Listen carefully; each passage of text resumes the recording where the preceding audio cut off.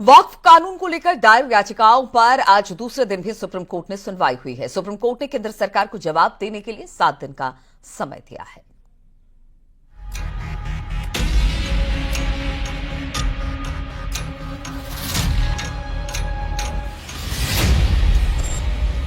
कि ये कानून कहीं ना कहीं संविधान के खिलाफ बना है। ये संविधान की जीत है, ये किसी पक्ष की जीत नहीं है।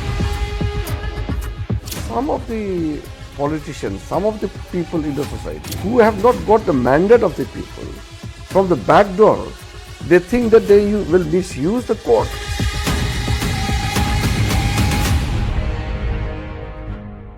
वक्फ के नाम पर छिड़ी बहस पर 5 मई तक विराम लग गया है। सुप्रीम कोर्ट ने सरकार की बात मानते हुए वक्फ कानून पर स्टे लगाने से इनकार कर दिया और जवाब दाखिल करने के लिए सरकार को 7 दिन का वक्त दे दिया है। इसके बाद 5 दिन के भीतर विरोधी पक्ष को अपनी बात रखनी होगी। कि जो 5 तारीख की जो मुकर्रर हुआ है उस दिन से पूरे मामले की अंतिम सुनवाई शुरू हो जाएगी। इसलिए अब अंतरिम आदेश का कोई मुद्दा नहीं है, वो मुख्य रूप से जो मेन पिटीशन है उस पर सुनवाई शुरू होगी। एक विशेष बात जो इसमें रही वो देखने वाली ये है कि सुप्रीम कोर्ट ने कुछ जो बड़े कंट्रोवर्शियल मुद्दे थे जिसमें हम लोग लगातार अपनी आवाज़ उठा रहे थे न्यायालय के माध्यम से, जैसे वक्फ बाई यूजर पे कई वो आए थे, अमेंडमेंट्स आए थे, उन चीज़ों पे कोर्ट ने केंद्र सरकार को ये कहा है कि आप अगले तारीख तक न्यायालय के किसी आदेश के आने तक 5 मई को आप कोई आगे कार्रवाई नहीं करेंगे।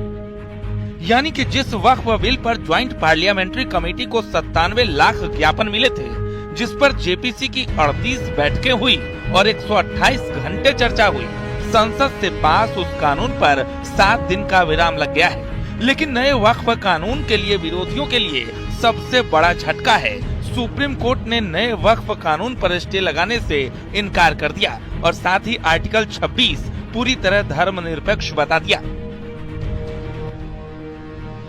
इसी आर्टिकल 26 के आधार पर नए वक्फ कानून को चुनौती दी जा रही है। सवाल है कि क्या विपक्ष इस मुद्दे को लेकर कमजोर पिच पर बैटिंग कर रहा है। Bureau report, news 18।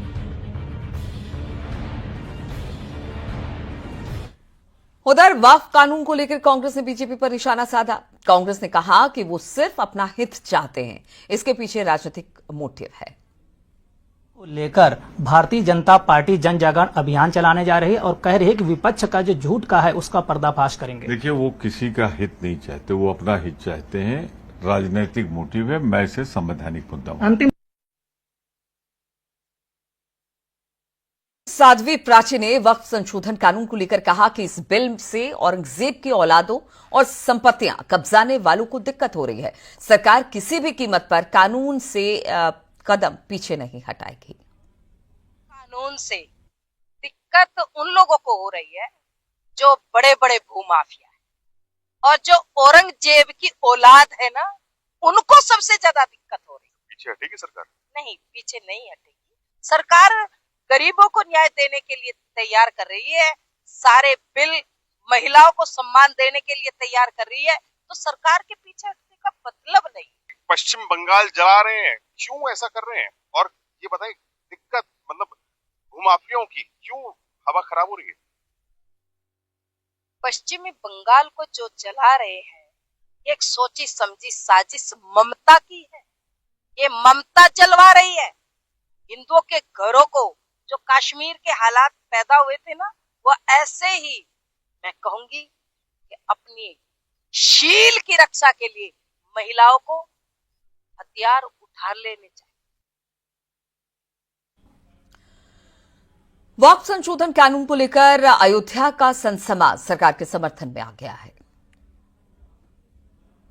कि जो भी संपत्ति है उसका सीधा मतलब है कि आप अच्छे कामों में लगाइए, जिससे लोगों का भला हो, एक समुदाय का भला हो, मुस्लिम समुदाय का भला हो, उनकी रक्षा हो। उनके हितों के लिए था वो बोर्ड जब बना था। लेकिन इसके विपरीत कुछ अताताई लोग उसको हड़प करके बैठे थे, तो आज उन्हीं लोगों को कष्ट हो रहा है। बाकी मुसलमान सब प्रसन्न हैं। कोर्ट ने कुछ तथ्यों को निकालने की बात की है, लेकिन ये विचारणीय है और इस तरह की बात नहीं रखनी चाहिए। मैं तो मानता हूं कि जो भारत सरकार ने जो बिल को रखा और पेश किया है वो बिल सराहनीय है और ऐसे ही बिल को कोर्ट को भी स्वीकार करके और उसे सदन से न्यायालय से पारित कर दे। पूरा भारत संविधान से चलता है और वक्फ बोर्ड का कोई संविधान नहीं है। इनकी अदालत होगी, वही मुकदमा चलेगा और वही फैसला देगी। फिर भारत का क्या मतलब है? सुप्रीम कोर्ट का आज सुप्रीम कोर्ट के अंदर ये गया है तो क्यों गया है? ये प्रधानमंत्री मोदी की देन है। बता दे सुप्रीम कोर्ट कि इससे पहले कोई मुकदमा वक्फ बोर्ड का उसके पास आया हो या वक्फ बोर्ड के माफिया उसकी शरण में गए हो? वक्फ बोर्ड सुप्रीम कोर्ट को समझता ही नहीं है। ये तो उसकी मजबूरी है। और उत्तर प्रदेश में वक्फ संपत्ति पर बड़ा खुलासा हुआ है। 750 से ज्यादा प्रॉपर्टी का गलत इस्तेमाल हो रहा था। रामपुर में सबसे ज्यादा 204 प्रॉपर्टी का गलत इस्तेमाल हो रहा था। वक्फ प्रॉपर्टी पर किए जा रहे व्यवसायिक काम यहां पर किए जा रहे थे। तो आप देखिए किस तरह से उत्तर प्रदेश में जो वक्फ की संपत्ति है, अब जांच शुरू हुई है वक्फ की संपत्तियों की, तो कहा यह जा रहा है कि बहुत सारी ऐसी संपत्ति है जो गैर कानूनी तरीके से एक्वायर कर ली गई है। अब ऐसे में खुलासा हुआ है कि 750 से ज्यादा प्रॉपर्टी गलत इस्तेमाल के लिए गलत तरीके से इस्तेमाल की जा रही है। खासतौर पर रामपुर में सबसे ज्यादा 204 प्रॉपर्टी है जिसका गलत इस्तेमाल हो रहा है। वक्फ प्रॉपर्टी पर इस वक्त व्यवसायिक काम किए जा रहे हैं, उससे किसी तरह से वक्फ बोर्ड को किसी तरह का फायदा नहीं मिल रहा है। मुख्यमंत्री योगी आदित्यनाथ ने जिलाधिकारी को आंधी बारिश और ओलावृष्टि को लेकर निर्देश दिए हैं। सीएम योगी ने जिलाधिकारी को प्रभावित इलाके के निरीक्षण और सर्वे करने को कहा। साथ ही जिलाधिकारियों को राहत कार्यों पर नजर रखने के निर्देश दिए। इसके अलावा आंधी बारिश और ओलावृष्टि से हुई जनहानि और पशुहानि के लिए प्रभावितों को फौरन राहत राशि देने और घायलों को बेहतर इलाज कराने के निर्देश दिए। फसलों के नुकसान का आकलन कर शासन को आख्या भेजने का निर्देश भी दिया है।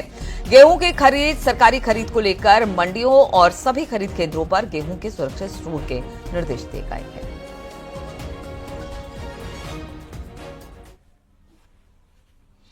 दिल्ली की मुख्यमंत्री रेखा गुप्ता ने पिछले दिनों एक न्यूज चैनल को दिए इंटरव्यू में समाजवादी पार्टी के मुखिया अखिलेश यादव को लेकर एक विवादित टिप्पणी दे दिया था, जिसके विरोध में समाजवादी पार्टी ने जगह जगह प्रदर्शन किया था।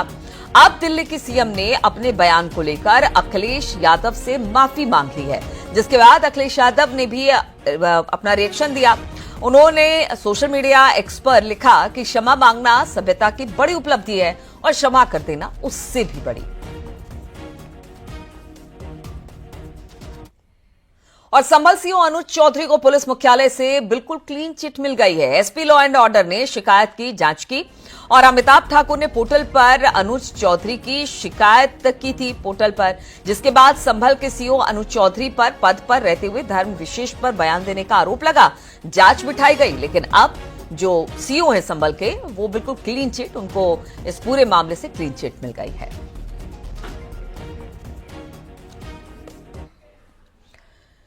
2027 के लिए समाजवादी पार्टी ने अभी से तैयारी शुरू कर दी और इसके लिए पार्टी बीजेपी की राह पर चलती दिखाई दे रही है। हर जिले में अभियान का प्लान तैयार है। बताया जा रहा है कि इस प्लान के सहारे समाजवादी पार्टी लोकसभा चुनाव के नतीजों को आगामी विधानसभा चुनाव में भी दोहराना चाहेगी।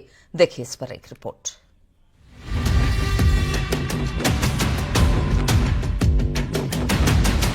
2027 के चुनाव के लिए अभी से तैयारियां शुरू हो गई हैं। समाजवादी पार्टी अच्छे तरीके से जान चुकी है कि यूथ अगर बूथ पर डट जाएगा तो उससे उनका रास्ता आसान हो जाएगा।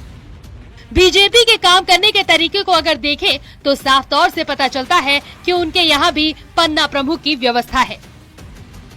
निश्चित तौर पर बूथ सबसे महत्वपूर्ण यूनिट है और 5 ही क्यों, वहाँ तरह तरह से जैसी आवश्यकता पड़ेगी और ज्यादा से ज्यादा संख्या में जो कार्यकर्ता उतारने पड़ेंगे, वो निश्चित तौर पर समाजवादी पार्टी इंतजाम करने का काम करेगी। इस पहल के जरिए एसपी लोकसभा चुनाव में मिली सफलता को विधानसभा चुनाव में भी दोहराने की रणनीति पर काम कर रही है। जानकार भी मानते हैं कि बूथ को जीते बिना कोई चुनाव नहीं जीता जा सकता। कोई भी राजनीतिक दल होता है, चुनाव बूथ के बूते ही जीतता है। यदि बूथ उसका मजबूत नहीं होगा तो कोई कैंडिडेट चुनाव जीत नहीं सकता, क्योंकि बूथ की लड़ाई ही सबसे वो होती है। इसलिए भारतीय जनता पार्टी भी पन्ना प्रमुख का नाम ले लिए, चाहे बूथ प्रमुख उन्होंने कहा हो, ऐसे ही समाजवादी पार्टी ने भी तय किया है। 2024 के लोकसभा चुनाव के बाद समाजवादी पार्टी में एक उत्साह दिखाई दे रहा है। पार्टी चाहती है कि हर हाल में 2027 का रास्ता भी आसान हो। ऐसे में अभी से बूथ पर काम शुरू कर दिया है। लोकसभा चुनाव के बाद वो चाहती है कि 27 के चुनाव में भी उनका बेहतर प्रदर्शन रहे। तो कहा जाता है समाजवादी पार्टी हर बूथ पर यूथ के जरिए 2027 का किला फतेह करना चाह रही है। कैमरा पर्सन उपेंद्र के साथ अलाउद्दीन, न्यूज़ 18 लखनऊ।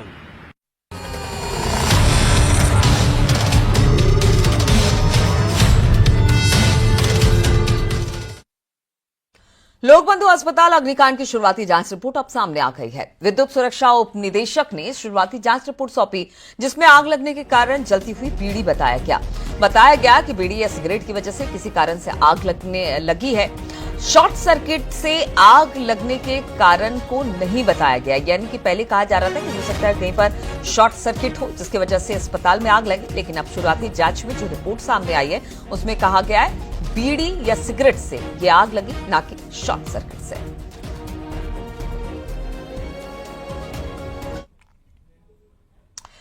और उन्नति फॉर्चून ग्रुप पर ईडी का शिकंजा। बिल्डर अनिल मिठास को गिरफ्तार कर लिया गया है। मनी लॉन्ड्रिंग के मामले में ईडी लगातार पूछताछ कर रही थी, छापेमारी कर रही थी। अब इसी मामले में अनिल मिठास को गिरफ्तार किया गया। 200 करोड़ रुपए की हेराफेरी का आरोप अनिल मिठास पर है। फ्लैट खरीदार निवेशकों के साथ हेराफेरी की है इन्होंने। अनिल मिठास पर 2019 में मुकदमा दर्ज हुआ था। कल ईडी ने उन्नति ग्रुप के 11 ठिकानों पर छापेमारी की, जिसके बाद आज अनिल मिठास की गिरफ्तारी हो गई।